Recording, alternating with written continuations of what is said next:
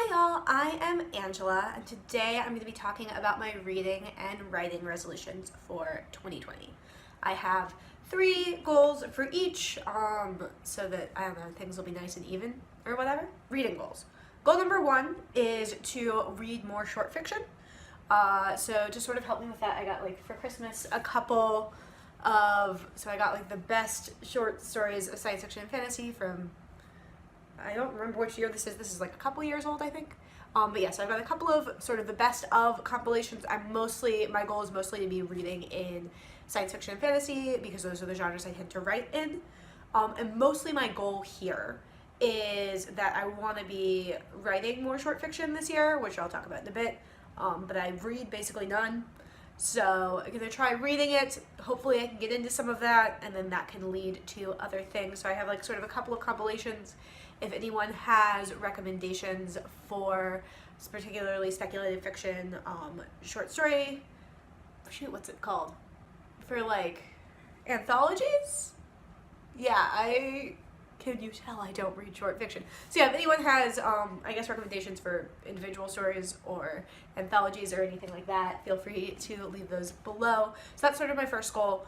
My second goal is basically just an accountability thing for me, which is that this year I want to have read this book, Big Wonderful Thing by Stephen Harrigan. Yeah, that's his name. And this is actually a workbook. So I teach Texas history, and when I was a new little baby Texas history teacher, I really wanted some history of Texas that could sort of center me and cover the whole thing. And when I started teaching, there really wasn't. There were a couple, but it's Texas, so most of them were kind of super nationalist and sketchy, and or really dry. But this one just came out. It's been a very big deal in Texas, and it's neither. So this is a goal. I am using the internet as an accountability partner. It's look at the end paper, it's so nice. I don't have many physical books, so physical books are nice. Alright, and then my third goal for this year in terms of reading is actually a number. So for several years, I think a lot of us do, I do the Goodreads challenge where I put in my little number and then there's a little bar graph, then you watch the little bar graph. And so for the last few years, I have had it set to 52, and I've met that, I think, the last 3 years in a row. So I'm going to try setting it at 65 this year. I read, I think, 62 books this year, so 65 should be pretty doable.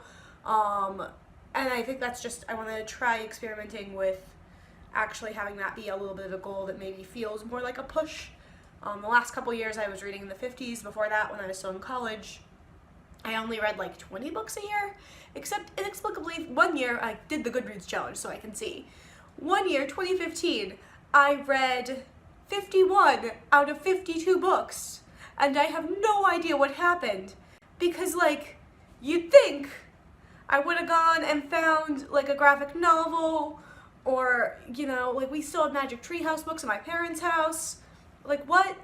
But anyway, so those are my 3 reading goals: is short fiction, this giant monstrosity, which I am actually really excited about, and then trying to read 65 books.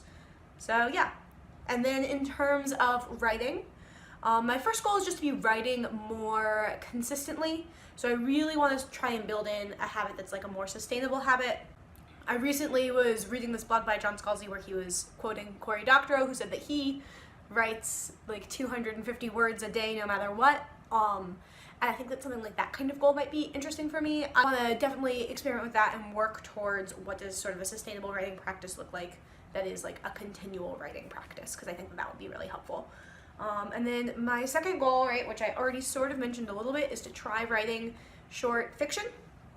So basically for a long time I just didn't really write, and as I've sort of been getting back into it, I have been working mostly on this one novel, which I just finished.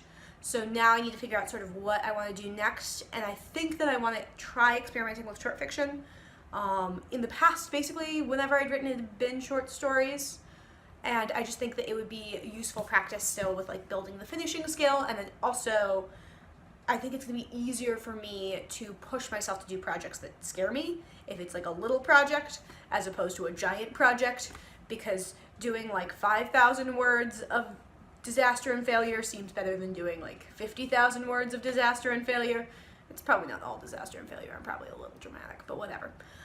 So yeah, so that is also going to be sort of a goal there. My last goal is related to NaNoWriMo. I want to do both Camp Nanos, I think, this year. I have sort of goals-ish for April around like maybe trying to write a few short stories and make sure that gets in, and maybe I can actually bring something into my poor critique group, because Lord knows my novel is not going anywhere right now. To put it away, we're not going to look at it. And maybe it'll like grow legs or something. That would be fun. But yeah, so participating in both camps. Ideally, I think in April I want to do some short story stuff. In July, we'll see. I'd be curious about actually doing like a nano and trying to do 50K, because I did not do 50K this November. I sort of like hacked it and came up with a system so it felt like I was winning to me, but I wasn't writing 50,000 words, because that is just a terrifying month as a teacher to do that, and I refuse to do it. But July would be, I think, a good month for that. We'll see. It's possible that I'll sort of be out of town and doing various things, but if July ends up open, I think I'm going to try and do that. So yeah, those are sort of my 3 writing goals: writing more consistently, writing short fiction, and then doing the camps.